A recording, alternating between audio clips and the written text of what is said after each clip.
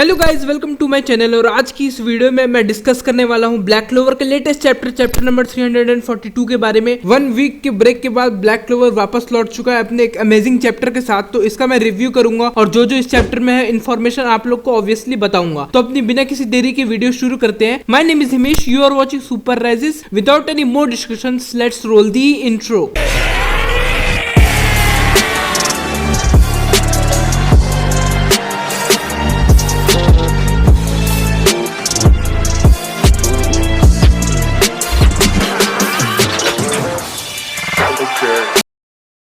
तो चैप्टर की शुरुआत में हम लोग देखते हैं कि इचिका जो है वो आस्था को यामी क्लैन के डिसेंडेंट्स के बारे में बताती है।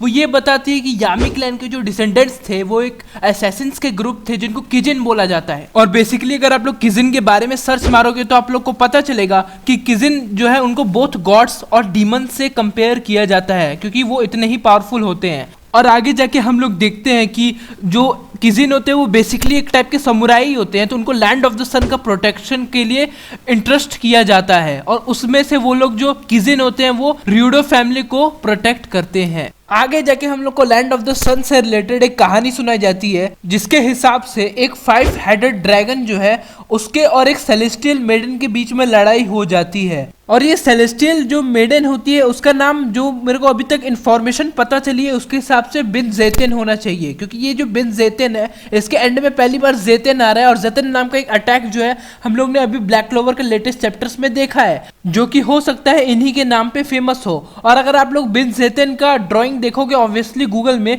तो आप लोग को पता चलेगा कि जो मांगा में ड्राइंग है और जो बिन ज़ेतिन की गूगल पे ड्राइंग दिखाई गई है वो लगभग सेम है। और इन बिन ज़ेतिन नाम की गॉडेस को 7 गॉड्स ऑफ लक में काउंट किया जाता है और इनको goddess of literature, music, wealth and femininity भी बोला जाता है। आगे हम लोग को चैप्टर में पता लगता है कि उस सेलेस्टियल मेडन के साथ लड़ाई होने के बाद उस ड्रैगन का जो मैजिक है वो लीक आउट होने लगता है और सी वाटर में गिर जाता है, जिसके वजह से जो सी है वो पूरा ब्लैक कलर का हो जाता है, यानी लिटरली ब्लैक। हम लोगों ने जब पिछले चैप्टर में यामी की बैक स्टोरी में देखा था तो यामी एक जगह खड़ा था जिसके पीछे का सारा सी ब्लैक था। तो फाइनली हम लोग को अब पता चल चुका है कि वो ब्लैक क्यों था। उसके बाद इस चैप्टर का सबसे हाईलाइटेड पॉइंट आता है जिसमें बोला जाता है कि उस ब्लैक सी की वजह से जो है वो टाइम एंड स्पेस का डिस्टॉर्शन हो गया था और वो हेल से कनेक्टेड हो गया था।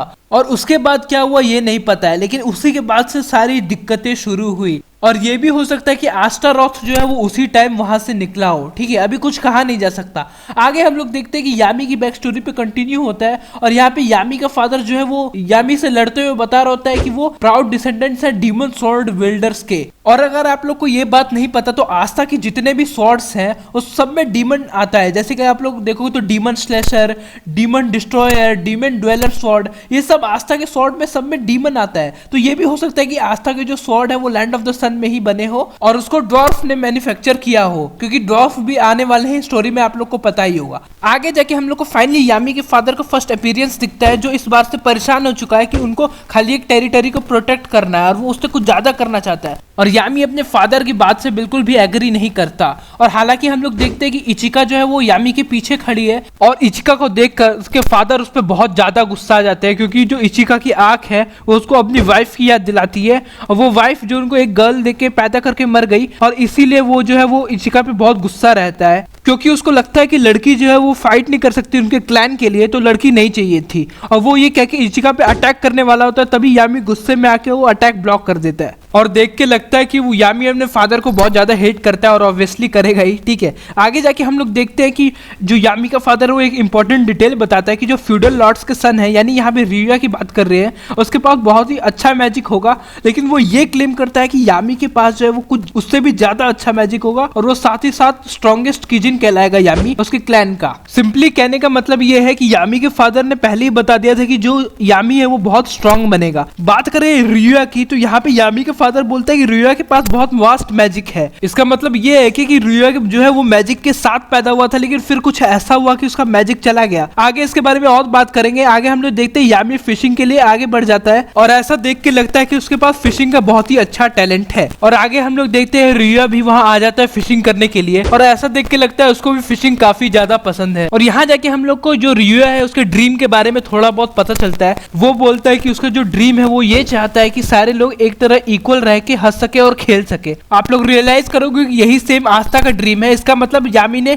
जब आस्था का ड्रीम सुना तो उसको पक्का रिया की याद आई होगी। और थोड़ा आप लोग और पैरेलल्स पे ध्यान दोगे तो आप लोगों को पता चलेगा कि इचिका और नोएल भी सेम ही सेम है। दोनों को छोटे पे बैडली ट्रीट किया जाता था और आगे जाके दोनों ही स्ट्रांग बन गई। और रिया का ये ड्रीम भी यामी को पसंद था। और प्रेजेंट में आके हम लोग देखते हैं कि इचिका फिर बोलती है कि जो यामी ने कहा था पहले वो बहुत गलत था। वो अपने फादर से भी ज्यादा इविल और किजिन था। किजिन मतलब मेरे को लग रहा है यहाँ पे इचिका इविल कहना चाहती है बेसिकली। और फिर हम लोग फिर पास्ट में जाते हैं जहाँ पे हम लोग देखते हैं रिया ने इचिका को पकड़ा हुआ है और साथ ही उसके कपड़े में खून लगा हुआ है। और फिर आगे हम लोग को पता चलता है कि यामी ने 13 साल की उम्र में ही अपने फादर और अपने पूरे क्लैन का मर्डर कर दिया था। और जिस टाइम पे यामी अपने क्लैन का मर्डर कर रहा था उस टाइम इचिका और रिया भी वहाँ पे प्रेजेंट थे। और एक्चुअली में क्या हुआ ये तो अभी हम लोग नहीं बता सकते। हालांकि एक बात जानने की ये है कि आप लोग को पता होगा कि यामी जो है अपने फादर को भी हरा नहीं पा रहा था, यानी यामी उतना पावरफुल नहीं था। फिर भी हम लोग देखते हैं कि उसने अपने पूरे क्लैन का मर्डर कर दिया। अब ये कैसे हो सकता है? हो सकता है कि उस टाइम पे किसी ने यामी को पोजेस किया हो, किसी डेविल ने बेसिकली, क्योंकि यामी के पास उतना स्ट्रेंथ नहीं था कि वो पूरे क्लैन का अपने आप से ही मर्डर कर दे। मेरे को जहां तक ये बात लगती है कि यामी क्लैन अपने मर्डर के लिए खुद ही हकदार है, क्योंकि उन्होंने कुछ ऐसा किया होगा जिसकी वजह से यामी किसी चीज से पोजेस हुआ और उसने पूरे क्लैन का मर्डर कर दिया। और ये भी हो सकता है कि ये यामी ने नहीं किया हो, किसी और ने किया हो और यहाँ पे यामी फंस गया हो, या फिर उसने खुद ही ले लिया अपने ऊपर सारा ब्लेम किसी रीजन की वजह से। वो रीजन हो सकता है कि उसको इचिका को बचाना हो और रिया को बचाना हो इसलिए भी। और रिया के ऊपर मेरा सस्पिशन और थोड़ा बढ़ गया है, क्योंकि अभी हम लोग को पता चला कि इसके पास पहले शायद मैजिक हुआ करता था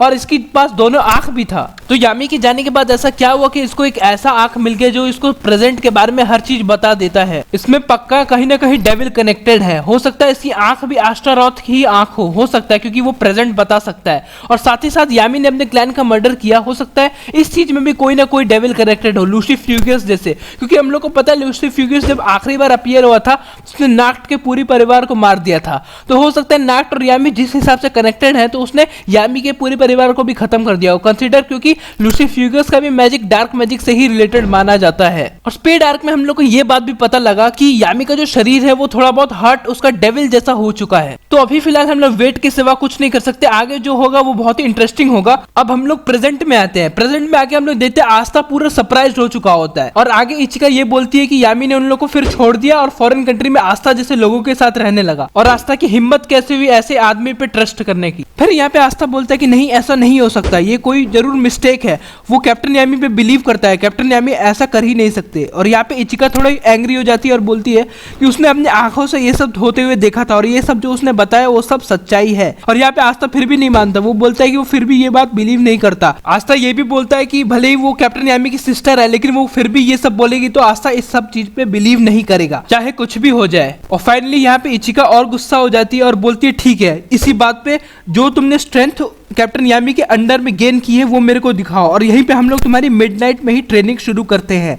हालांकि आस्था भी यही चीज चाहता था और यहाँ पे इचिका ये भी बोलती है कि अब वो सारा दम लगा देगी जितना उसने सीखा है। और यहाँ पे इतना ही बोलते वो अपना एक स्पेल यूज करती है जिसका नाम है dark magic dark cloaked black मूशा। ये एक नाम का समुराई टाइप का आर्मर पहन लेती है इचिका, जो काफी कूल लग रहा है देखने में। और हम लोग को आगे ये क्या क्या कर सकता है मैजिक हम लोग को पता चलेगा। और इचिका यहाँ पे ये भी कहती है कि उसको अब कोई फर्क नहीं पड़ता अगर आस्था यहीं पे मर जाता है। तो अब ये बैटल शुरू होने वाली है और मेरे को लगता है आस्था अपना यहाँ पे ट्रू डेविल यूनियन मोड का यूज करेगा। क्या यहाँ पे आस्था जीत सकता है? मेरे हिसाब से तो जीतना चाहिए, क्योंकि आस्था मैजिक को आराम से न्यूलिफाई कर सकता है जो कि उसके एडवांटेज में ही काम करेगा बेसिकली। और यहाँ पे क्या होगा आगे के चैप्टर में पता लगेगा, बहुत ही इंटरेस्टिंग होने वाला है। बाकी देखते हैं, मेरे को लगता है प्लॉट की वजह से आस्था हार भी सकता है, बाकी नेक्स्ट चैप्टर में तो पता ही लग जाएगा। ये चैप्टर आप लोग को कैसा लगा कमेंट सेक्शन में बताना। इस वीडियो को लाइक करना, मेरे चैनल को सब्सक्राइब करना। हम लोग मिलेंगे नेक्स्ट वीडियो में। My name is Himesh, you are watching Super Rises, rise above all.